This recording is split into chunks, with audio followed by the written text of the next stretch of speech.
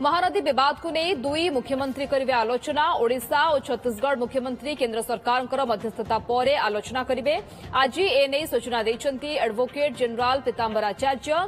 आज बढ़ी महानदी ट्रिब्यूनाल अवधि वर्षे बढ़ी महानदी ट्रिब्यूनाल अवधि 2027 जनवरी 13 जाए महानदी ट्रिब्यूनाल अवधि को बढ़ा आसंता 20 परवर्ती शुणाणी हेब बोली सूचना देते एडवोकेट जनरल पीतांबर आचार्य।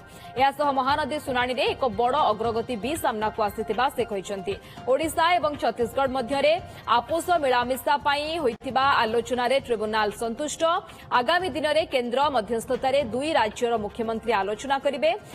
क्षेत्र परिदर्शन रिपोर्ट अंतर्भुक्त करने को ट्रिब्यूनाल निर्देश देइथिबा से कहते।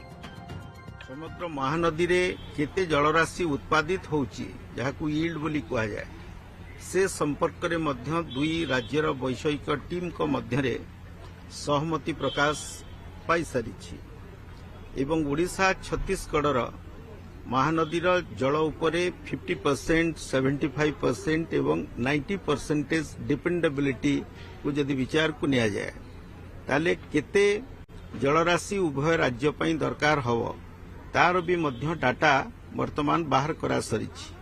ट्रिब्यूनाल वर्तमान सुधा दुई राज्य मध्य आपोष मिलामिशा पई जो सब आलोचना होती संतोष प्रकट करचंती एवं इति मध्य दुई राज्यर वैषयिक टीम एवं वकिल मान को एकाठी बसी जो केते गुड़िए इश्यू वर्तमान सुधा इरेलेवेंट बा नॉन इश्यू बोली होई जाइछि ताकू बाहर करी ये विवाद रो परिसर रु नवा पई मध्य परामर्श दैछन्ती।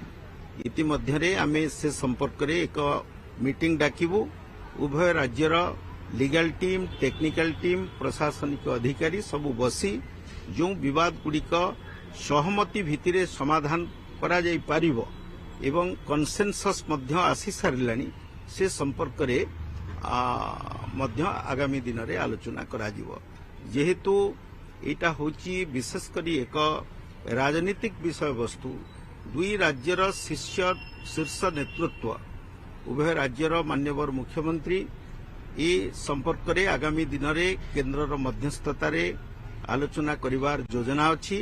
मु भाबुची महानदी समस्या जो दिगरे आगोइची गत पाखापाखी 7-8 मास धरी एथिरे सब्सटेंशियल प्रोग्रेस होईची एवं ये विवाद खूब शीघ्र समाधान हो। हाँ एक्सटेंशन आज ये केंद्र सरकार गतकाली राति रे गेजेट रे प्रकाशित कले जो 9 मास काल ट्रिब्यूनाल खाली पड़ीथिला चेयरमैन जस्टिस खानविलकर इस्तीफा पर से अवधि पीरियड को केंद्र सरकार बढ़ई जनवरी 13, 2027 पर्यंत ट्रिब्यूनाल कार्यकाल को वृद्धि कर 9 मास तो बहुत गोटे जुग कहीं तेल बाबद ट्रिब्यूनाल मध्य संवेदनशील जेहेतु कथबार्ता आगुची समाधान बाट खोलुची ट्रिब्यूनाल परवर्ती समय से बाबद विचार को नेबे बेली आज भरोसा देछि। परिदर्शन उपरे ट्रिब्यूनाल जो आसेसर माने जाइथिले से एक विस्तृत रिपोर्ट तैयारी करछन्ती। ट्रिब्यूनाल आज से रेकर्ड को प्रोसीडिंग भीतर को आनिबा पई मध्य आदेश प्रदान 20 तारीख 2:30